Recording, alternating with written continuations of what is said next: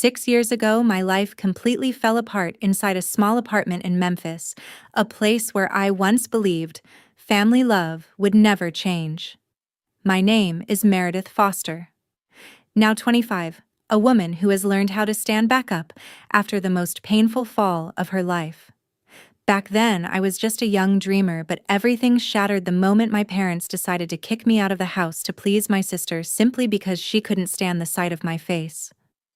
"You're making her uncomfortable every day," they said coldly as they handed me a suitcase.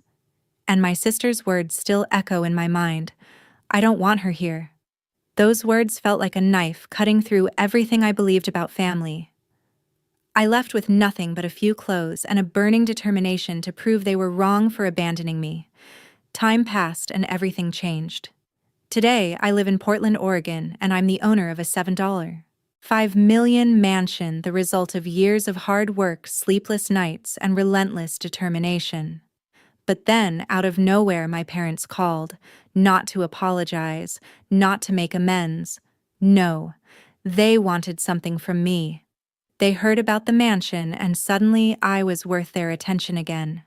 In every word they spoke, my sister's presence still lingered, her jealousy and selfishness still pulling the strings like before. Now they say they're coming to Portland, hoping to get a piece of what I built with my own hands. But what they don't realize is that I am no longer the weak girl they once threw away. Before we continue, comment below with the time and place you're watching this from. I truly want to see how far my story has reached. Growing up in Memphis, our family seemed tight-knit to outsiders, but inside our modest apartment, I always lived in my sister's shadow.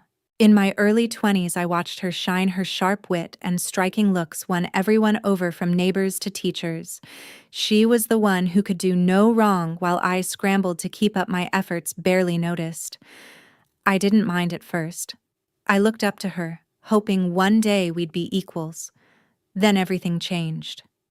My sister, in her mid-20s, rushed into a marriage that crumbled in less than 5 months.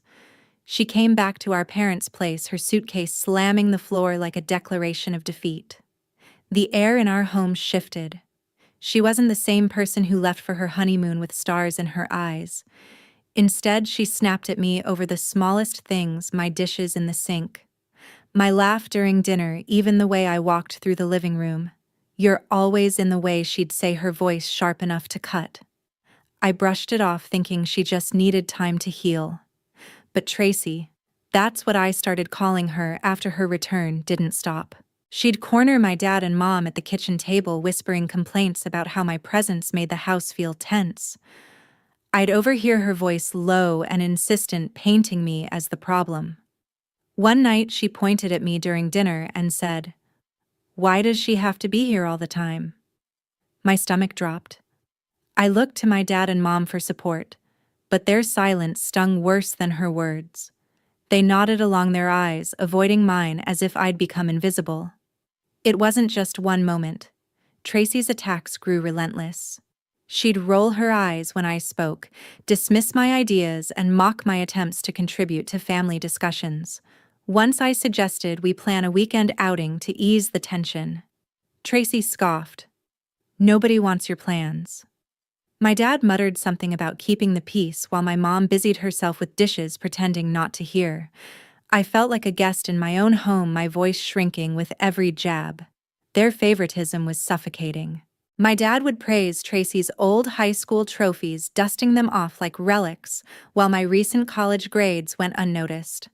My mom would spend hours listening to Tracy vent about her ex-husband, but when I tried to share my day, she'd cut me off with, "Not now." I started eating meals alone in my room, hoping to avoid the crossfire. But Tracy's complaints followed me. "She's always sulking." She told them one evening, loud enough for me to hear through the thin walls. I clenched my fists, wondering why they couldn't see how she twisted everything. I tried to keep the family together. I'd offer to help with chores, stay quiet during arguments, even bite my tongue when Tracy snapped at me in front of guests. But nothing worked. The distance between us grew like a crack in the foundation of our home. I'd lie awake at night replaying her words, feeling the weight of their indifference. I didn't know it then, but those moments were building to something bigger, something that would change my life forever. When I was in my early 20s, my world turned upside down. I'd been working late nights on a tech app idea, a scheduling tool for small businesses that I poured my heart into. Excited, I shared it with my family one evening at dinner, hoping for feedback. I laid out my sketches explaining how it could streamline bookings and payments. My dad nodded vaguely. My mom smiled, but Tracy just leaned back in her chair, arms crossed her eyes, narrowing. I didn't think much of it then, assuming she was just in another one of her moods. Days later, I stumbled across a post in an online business group. My app idea, the exact features. The same workflow was being pitched as someone else's creation. The poster Tracy. She'd taken my notes, my words, and claimed them as her own, boasting about her innovative project to strangers on the internet. My blood boiled. I confronted her that night in the living room, holding my phone up with the evidence. "This is mine, Tracy," I said, my voice shaking. "You stole it. Stop this now." She didn't even blink. "You're just jealous." She snapped, her lips curling into a smirk. "You've always been jealous of me." I stood there stunned, waiting for my dad or mom to say something. They didn't. My mom looked away, fussing with a napkin, while my dad muttered, "Let's not make a scene." Tracy didn't stop there. She escalated, turning every conversation into a chance to tear me down. "Her presence is dragging us all down," she told my parents one evening, her voice loud enough to carry through the apartment. "I can't stand seeing her face every day. It makes me uncomfortable." I tried to defend myself, explaining how I'd worked for months on that app, how it was my dream. But Tracy cut me off, rolling her eyes. "Nobody cares about your little project," she said. My parents sat silently, their faces blank, as if I hadn't spoken. I felt my chest tighten, the weight of their dismissal crushing me. It got worse. Tracy started pushing for me to leave. One night, she cornered my dad and mom in the kitchen, her voice low but sharp. "She's causing too much tension," she said. "If she stays, I can't handle it." I overheard from the hallway, my heart pounding. I waited for my parents to push back, to tell her she was being unfair. Instead, my mom sighed and said, "We just want peace." My dad nodded, avoiding my gaze when I stepped into the room. I pleaded with them, my voice breaking. "This is my home too," I said. "Why are you letting her do this?" Tracy smirked again, folding her arms like she'd already won. The final blow came a week later. My dad called me into the living room, his tone flat. "You need to leave," he said, handing me a suitcase. "It's for the best." My mom stood beside him, her eyes fixed on the floor. "We can't keep fighting like this," she added. Tracy stood in the corner, watching, her expression smug. They gave me no choice. No discussion, just a few bags for my clothes, and a deadline to be out by morning. I begged them to reconsider, my voice cracking as I asked why they believed her over me. They didn't answer. The silence was louder than any words. I packed what I could, my hands shaking as I stuffed shirts and notebooks into bags. The app idea, my months of work, felt like ashes now stolen and twisted by Tracy. As I walked out the door, I turned back one last time, hoping for a flicker of regret in their eyes. There was none. Betrayal burned through me, but so did a spark of defiance. I wasn't going to let them break me. I'd show them what I was capable of, no matter how long it took. With just a backpack, I left Memphis and never looked back. Those first days were a blur of pain and uncertainty. I landed at my best friend Heather Gray's apartment in Memphis, crashing on her couch with my few belongings. Heather sat with me through sleepless nights, listening as I poured out my hurt over my family's betrayal. "You're stronger than this," she told me, her voice steady. "They don't get to define you." Her words were a lifeline, pulling me back from despair. She helped me pack my things and plan my next steps, reminding me I wasn't alone. But I knew I couldn't stay long. Memphis held too many ghosts. A week later, I moved to Chattanooga, Tennessee to live with my uncle Kenneth. He welcomed me like a daughter opening his home without hesitation. "This is your fresh start," he said, handing me a key to his guest room. His kindness gave me a foundation to rebuild. I enrolled in a community college that fall diving into computer science with a hunger to prove myself. My first year was grueling, balancing classes, part-time jobs, and the weight of starting over. I spent nights studying code, determined to turn my ideas into something real. Kenneth cheered me on cooking dinner when I was too tired to eat, telling me I had a spark he'd always seen. That first year, I threw myself into my studies. I aced my programming courses, earning praise from professors who saw my drive. I started sketching out a new app, one that built on the idea Tracy had stolen, but made it better, more intuitive, more powerful. It was a scheduling platform for freelancers with features to track payments and client feedback. I worked in the college library until closing my laptop screen glowing with lines of code. By the end of that year, I had a working prototype, rough but promising. Over the next 4 years, I poured everything into that app. I transferred to a university in Chattanooga, majoring in information technology. My days were a cycle of classes, coding, and pitching my idea to local entrepreneurs. I faced rejection after rejection. Investors called my app too niche or doubted my experience. But I kept refining it, adding features like automated reminders and secure payment integration. Kenneth was my rock, reading my pitch decks and offering advice. "Keep going," he'd say, when I doubted myself. Slowly, my hard work paid off. A small investor took a chance on me in my third year, giving me enough to hire a developer and launch a beta version. Users loved it and word spread. By the 5th year, my app was gaining traction. Freelancers across Tennessee were using it, and I expanded it to handle larger teams. I graduated with honors, but I didn't stop there. I founded a startup, pouring my savings into marketing and hiring a small team. We worked out of a cramped office fueled by coffee and ambition.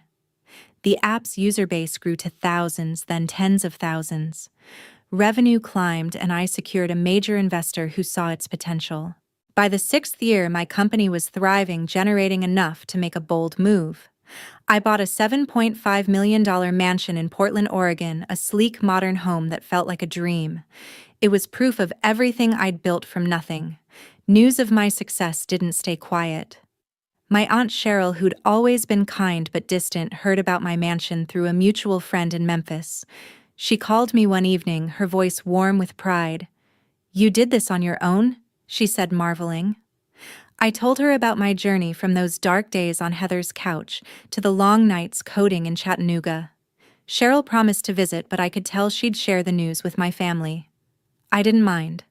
Let them know what I'd achieved without them. I'd turn my pain into power, and no one could take that away. One quiet morning in Portland, my phone rang with a Memphis number. I froze, staring at the screen. It was my mom. Her voice came through sugary sweet, congratulating me on my success. "We heard about your mansion," she said, her tone almost too warm. $7.5 million, that's incredible." I waited, sensing the catch. Sure enough, she pivoted. "You know, family tradition means we share everything. That house should be for all of us." My jaw tightened. Share. After they'd thrown me out, I took a deep breath and said, "Mom, I built this on my own. You don't get to claim it now." Her pause was heavy. Then she mumbled something about family unity and hung up. I sat there, her words echoing, stirring up old wounds from Memphis.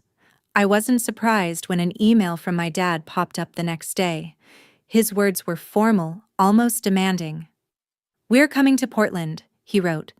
"We need to discuss this in person. It's only right." I read it twice, my pulse racing. Discuss.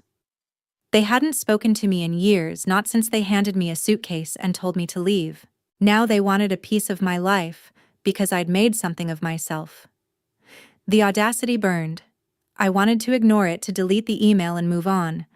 But a part of me needed to face them, to lay bare the truth they'd ignored for so long. Anger coursed through me, but I didn't let it take over.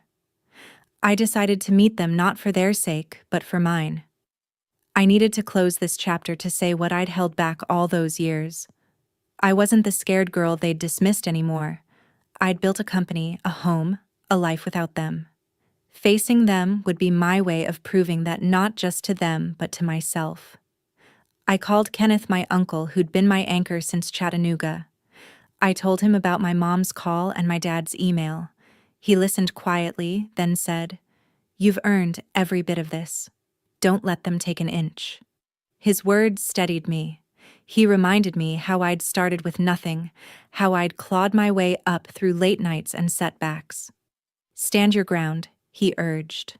"You owe them nothing." I nodded, even though he couldn't see me. Kenneth's faith in me was like armor, giving me the strength to prepare for what was coming. I knew Tracy would be there too. She was always the one pulling the strings, the one who'd turn my parents against me. Her name alone sparked a mix of fury and resolve. I could picture her walking into my mansion, her eyes scanning for something to claim, just like she'd claimed my app idea years ago. But this time, I wasn't defenseless. I spent the next few days preparing, mentally replaying what I'd say. I wrote down key points: how they'd chosen her over me, how I'd survived their betrayal, how I'd built everything despite them. I wasn't going to let them rewrite the past. By the time I hung up with Kenneth, my mind was set. This meeting wasn't about reconciliation.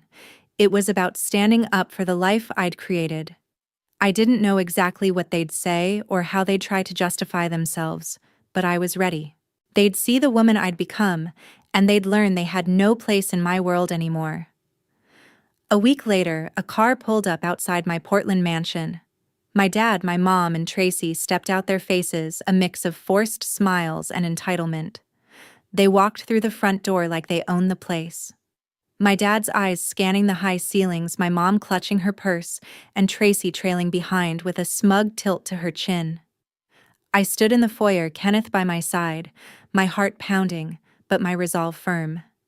They didn't greet me, didn't ask how I was, they just launched into their agenda. My mom spoke first, her voice syrupy but sharp. "This house is stunning," she said, gesturing around. "But you owe us, you know. We raised you, gave you everything. It's only fair we share this." I clenched my fists, her words slicing through me. Owe them. After they'd sided with Tracy and thrown me out, I shook my head, keeping my voice steady. "You gave me nothing but a suitcase and a deadline," I said. "This is mine." My mom's smile faltered, but she pressed on, insisting family meant splitting everything equally. I'd had enough. I stepped forward, looking straight at Tracy. "Let's talk about what you did," I said, my voice cutting through the tension.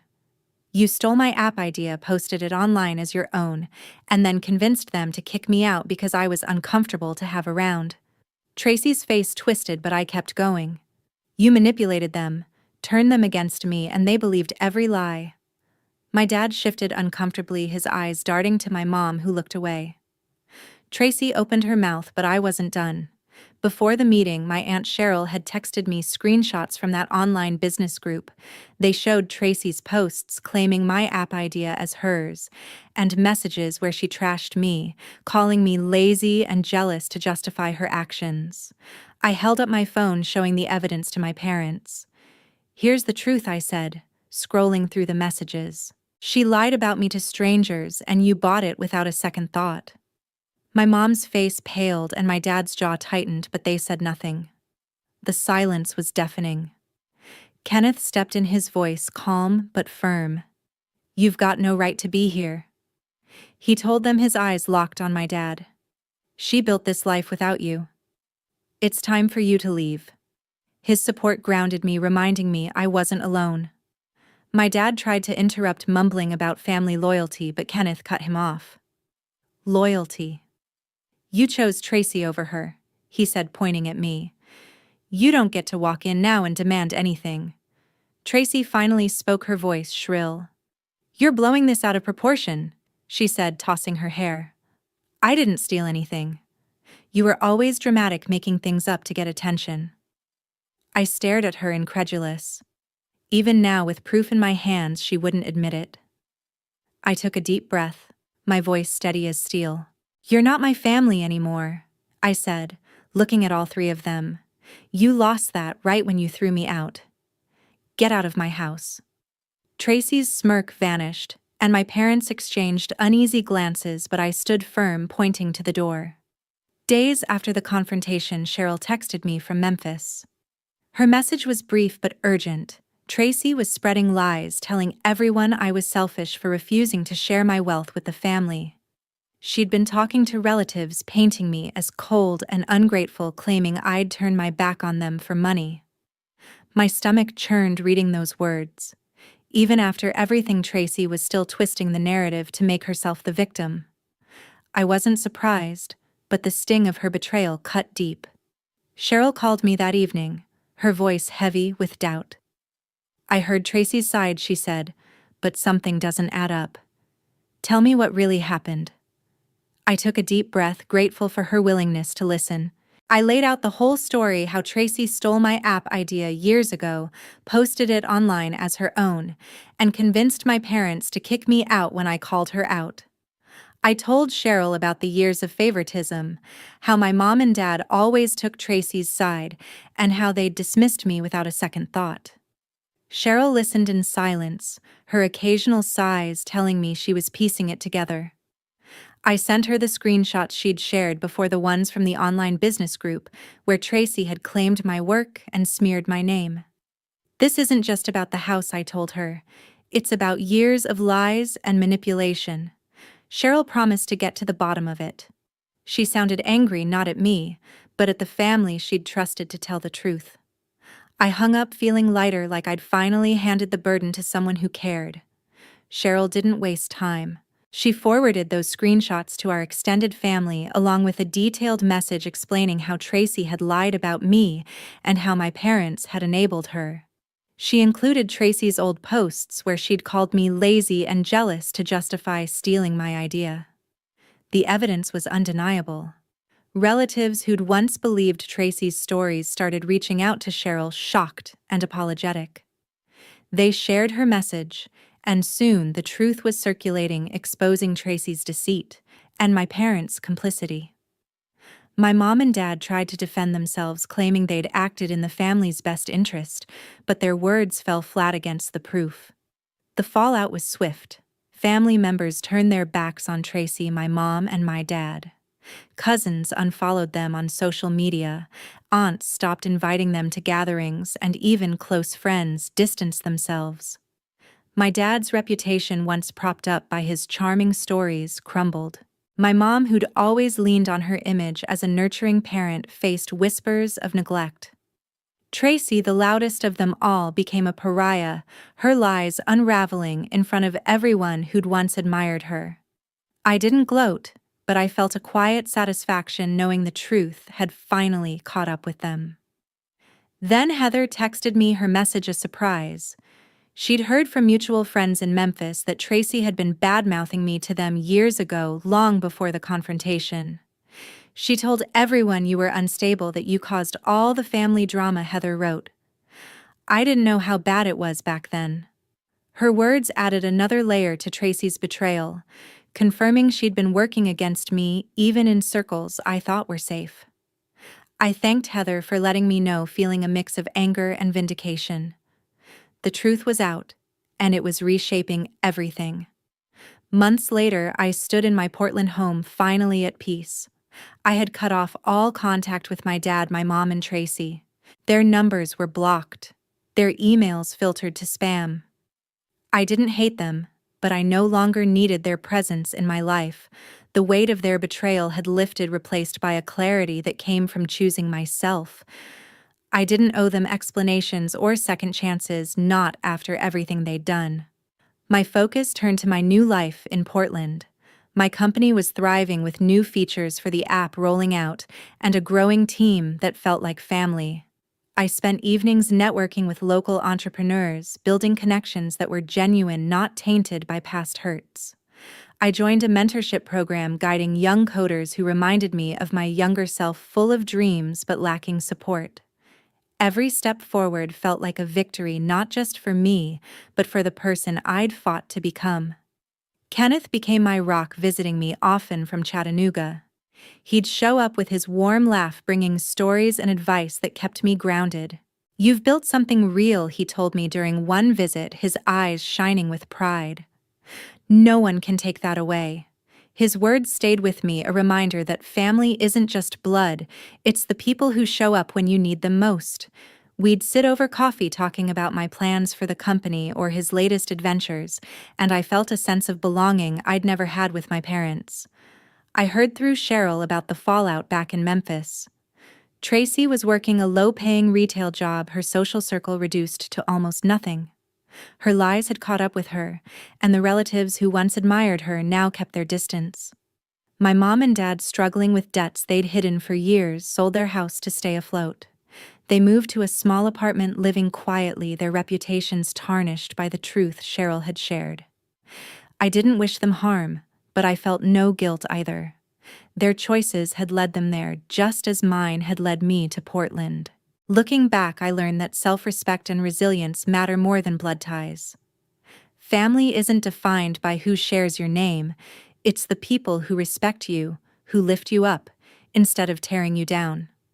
I'd spent years chasing approval from those who'd never give it, but I'd found strength in walking away. Kenneth, Cheryl, and the friends I'd made in Portland were my true family, the ones who saw my worth when others didn't. That lesson shaped everything: how I ran my company, how I chose my relationships, how I lived my life. To everyone listening to my story, thank you for being here. I've shared this not just to recount what happened, but to show that you can rise above betrayal and build something extraordinary. What do you think about my journey? Have you faced similar challenges or found your own strength in tough times? Share your thoughts below. I'd love to hear them. Your stories matter, and they might just inspire someone else.